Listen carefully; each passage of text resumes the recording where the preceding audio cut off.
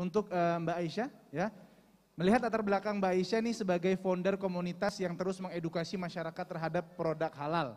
Menurut Mbak Aisyah, mengapa masyarakat Indonesia perlu melek terhadap halal lifestyle? Apa pentingnya Mbak Aisyah kira-kira? Ya, 80% kan Muslim. Oh iya, ya. betul. Jadi dulu saya mantan dari MUI ya. Jadi oh iya, Masya saya dulu Allah. kerja di LPPOM MUI selama 13 tahun. Oke. Tahun 99 saya masuk di LPPOM MUI, 2012 saya resign mengelola Halal Corner. Tahun 2009 saya memulai debut pertama mengedukasi masyarakat. Dan saat itu nggak tahu yang namanya sertifikat halal, nggak tahu LPPOM, nggak tahu Badan POM. Bahkan sampai sekarang pun pelaku usaha masih kebalik-balik. Badan POM sama LPPOM masih sama, padahal beda ya gitu. Dan regulasi pun sekarang sudah berubah lagi tentang halal. Dan di sana tuh banyak sekali orang, bukan orang ya, masyarakat Indonesia terutama Muslim tidak tahu masalah halal dalam industri. Kalau teknologi mungkin kayak sekarang kan Halalpedia, digital platform ya, itu kan teknologi. Padahal yang namanya teknologi nggak cuma sekedar seperti ini. Itu berkembang luas pada aspek makanan, minuman, obat-obatan, bahkan sekarang barang gunaan pun seperti misalnya bapak-bapak nih, mas-mas, ustadz juga cukuran jenggot pun disertifikasi halal. Betul, mungkin aneh ya, tapi saya ada pengalaman boleh share sedikit. Jadi tahun 2017 saya asesmen bahan baku salah satu perusahaan yang menghasilkan produk jilet. Ya, kebetulan saya merger dengan salah satu konsultan di luar negeri, saya asesmen bahan bakunya dan itu yang namanya jilet itu cukuran jenggot itu kan bahannya metal sama plastik. Ya. Dan si perusahaan itu akan masuk Indonesia jika bisa disertifikasi halal. Jadi sebelum sertifikasi halal sama saya dicek dulu bahan bakunya, Mas. Oke. Dan ternyata ketika saya cek satu persatu ada bahan yang ada lemak babinya, padahal plastik. Ya, makanya kenapa? Sampai sekarang nggak tuh? Jadi nggak masuk, Oh, jadi nggak mau ya, karena saya kasih nota merah, jadi dia tidak jadi masuk ke Indonesia. Jadi makanya kalau orang misalnya, aduh kok ada kulkas disertifikasi halal, ada misalnya macam-macam lah ya barang gunaan, kita sebutnya barang gunaan. Itu kok disertifikasi halal, padahal kan nggak dimakan. Karena itu berhubungan dengan pangan, maka perusahaan ingin mensertifikasi halal untuk memastikan bahwa produknya bebas najis. Kalau di luar negeri seperti di Malaysia maupun di Singapura itu kategorinya adalah suci ya atau bebas dari najis. Tapi di Indonesia belum ada kategori itu, makanya disebutnya produk halal. Nah, kan informasi kayak begini tuh nggak ada, Mas. Ya. Makanya saya kebetulan lulusan dari sana, dari LPPOM MUI, kemudian share ke masyarakat, kita berbagi nih titik kritisnya di mana saja. Sebenarnya memang bukan sekedar hanya tadi Ustadz bilang logo halal, tapi adalah jaminan halalnya. Jadi yang kita ingin sampaikan pada masyarakat adalah, yuk teknologi berkembang, sebagai muslim itu harus aware. Mau tidak mau, kalau saya bicara belak-belakan, yang namanya serangan ke muslim itu banyak banget. Salah satunya di pangan. Karena orang nggak ngerti, mungkin orang awam yang nggak ngerti di teknologi industri pangan, itu nggak ngerti bahwa yang namanya subhat itu banyak sekali. Kalau kita lihat namanya uraian si babi kemana-mana, bahkan sampai ke yang tadi plastik ya gitu kan, orang nggak paham. Makanya dipastikan jaminan bahwa produk itu halal dengan adanya sertifikasi halal, dengan adanya logo halal. Nah sekarang udah berkembang nih kayak Halalpedia, ada juga halal safe, wah macam-macam. Saya alhamdulillah sekali Mas, karena apa? Gerak saya jauh lebih ringan. Dulu ketika saya menyampaikan titik kritis itu alhamdulillah namanya masyarakat yang nggak setuju itu melemparkan kata-kata kandang binatang tuh ya Masya Allah gitu kan ya. Jadi masih ada pro kontra ya Mbak Aisyah. Pro kontranya, tapi sekarang sudah melek. Bahkan alhamdulillah dari netizen sendiri gitu ya. Kalau ada kayak kemarin tuh lagi rame soju halal ya. Nah itu lagi rame banget. Yang laporan justru netizen sekarang. Jadi kalau saya lihat grafiknya dari tahun 2009 sampai sekarang 2021 itu sudah banyak peningkatan, tapi pro kontra masih banyak. Sayangnya di Indonesia masih terkubu-kubu. Bahkan mohon maaf sekali, banyak ustadz pun belum paham seperti ini. Teknologi seperti ini. Bahkan ada ustadz pun yang mengatakan bahwa edukasi halal itu lebay. gulu, berlebihan. Padahal kalau saya tanya sama beliau, Ustadz, kalau saya beli bakso, misalnya di pasar, bakso eceran tanpa logo halal. Ketika saya cek si baksonya itu menghasilkan yang namanya, saya ini beneran ya, jadi teman saya di LP POM beli bakso eceran, kemudian dites pakai PCR di kantor LP POM, kemudian dihasilkan ada 3 result ya. 1 berasal dari daging sapi, kedua dari daging babi, ketiga dari daging tikus. Jadi bagaimana kalau tanpa logo halal? Jadi jangan sebut yang namanya logo halal itu lebay, itu hanya sebuah jaminan kok. Yang kita inginkan adalah kepastian, bukan logo halalnya. Ya. Tapi bagaimana kita tahu kalau itu adalah jelas halal. Seperti itu ya. Jadi pemikiran seperti ini yang kita terus menerus coba sampaikan. Alhamdulillah sekarang ada teman Halalpedia, juga ada macam-macam. Sekarang juga ada influencer halal ya dari teman-teman yang followernya banyak. Kemudian edukasi halal itu saya sangat alhamdulillah. Manakala saya pulang ke Allah saya udah tenang gitu kan ya. Jadi udah ada teman-teman yang berjuang menyiarkan tentang halal. Ya baik ya. Mbak Aisyah gini, tadi terkait bakso di pinggir jalan, mungkin ada mie ayam juga segala macam kayak gitu-gitu kan. Maksud saya ini kan nggak semua di antara kita, mungkin saya juga termasuk orang yang nggak bisa meneliti secara detail ini halal atau nggak halal. Nah khawatirnya nanti apa-apa yang nggak ada logo halalnya orang jadi enggan buat makan. Nah itu gimana kira-kira kita menghapus keraguan itu dalam supaya mungkin nggak takaluf lah bahasa syariatnya gitu, nggak membebani diri. Jadi kalau misalnya, mohon maaf nanti Ustadz tolong diluruskan karena saya bukan bidangnya, saya bidangnya makanan gitu ya, bukan di bidang di fikih gitu. Kalau saya pendapatnya begini, kalau memang sudah yakin dalam artian melihat sendiri bagaimana pengolahannya, bahannya, tapi itu belum disertifikasi halal, silahkan diambil tapi istihad sendiri. Kalaupun misalnya memberitahukan kepada orang, berarti beliau akan menanggung bila mana memang ada penyimpangan dan lain-lain. Itu ya, jadi saya menyampaikan kepada masyarakat tidak saklek, tapi lebih baik yang sudah bersertifikat halal. Nah kebetulan kami dari Halal Corner juga ikut bagian dari memberikan masukan kepada pemerintah terutama regulasi, dan saat ini juga kami duduk di komite teknik pangan, jadi insya Allah kita akan memberikan teknis pangan halal di Indonesia, tapi kami bagian konsumen. Jadi teman-teman kalau misalnya dari teman Halalpedia ada masukan terutama untuk konsumen, silahkan kami akan buka, akan kami sampaikan pada pemerintah ya. Jadi insya Allah sekarang pun ada wajib halal di Indonesia.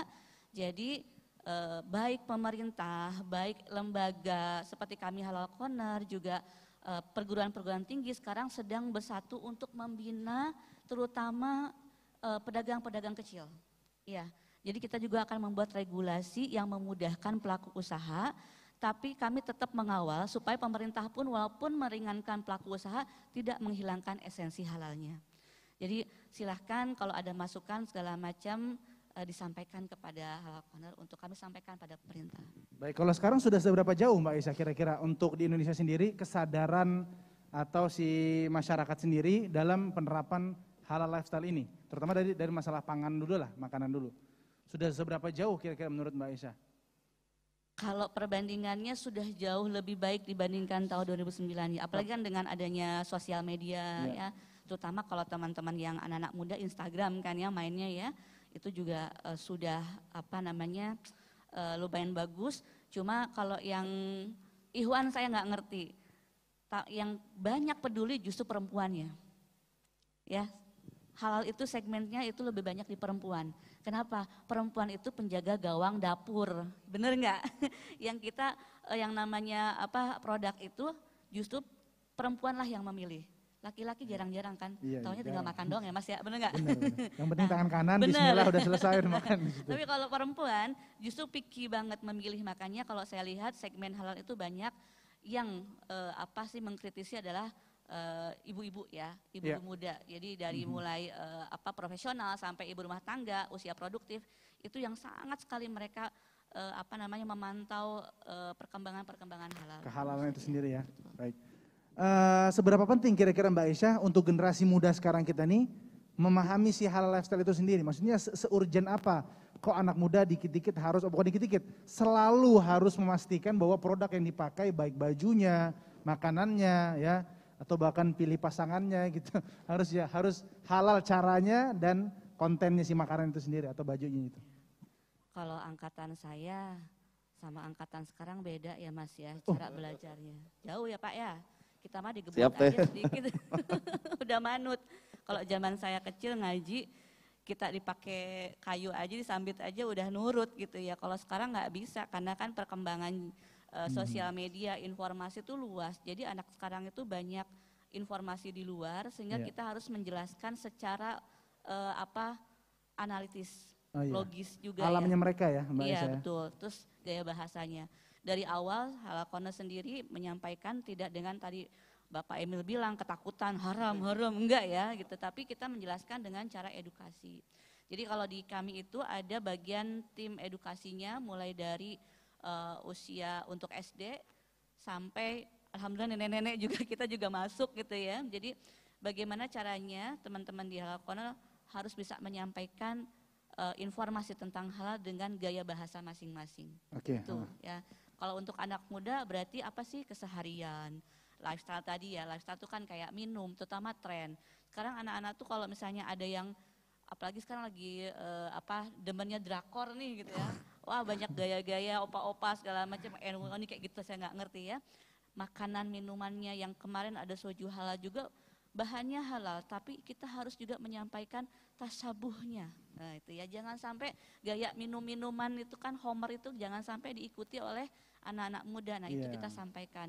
Kadang ada yang nggak terima, wajar. Tidak semua edukasi bisa diterima. Nah itu problemnya Mbak Aisyah. Kadang-kadang ketika kita edukasi ke publik ini kan, sekali mungkin 2 kali, tapi ketika dia udah banyak dengan materinya, ribet banget sih gitu. Nah itu kira-kira gimana Mbak Aisyah? Itu hidayah urusan Allah. Betul. Yang penting kita menyampaikan. Sepakat. Ya itu kan, nggak bisa memaksakan. Betul. Kenapa juga wajib bagi anak-anak muda sekarang, nanti kan akan jadi emak bapak, jadi ibu bapak. Ketika menjadi seorang ibu, menjadi seorang bapak, ingin anaknya jadi soleh dan soleha. Kalau ibu bapaknya nggak soleh, nggak soleha, nggak mau hidup halal lifestyle, gimana punya anak yang soleh dan soleha? Betul. Kedua, kita sekarang cermati kondisi yang sekarang lagi berat.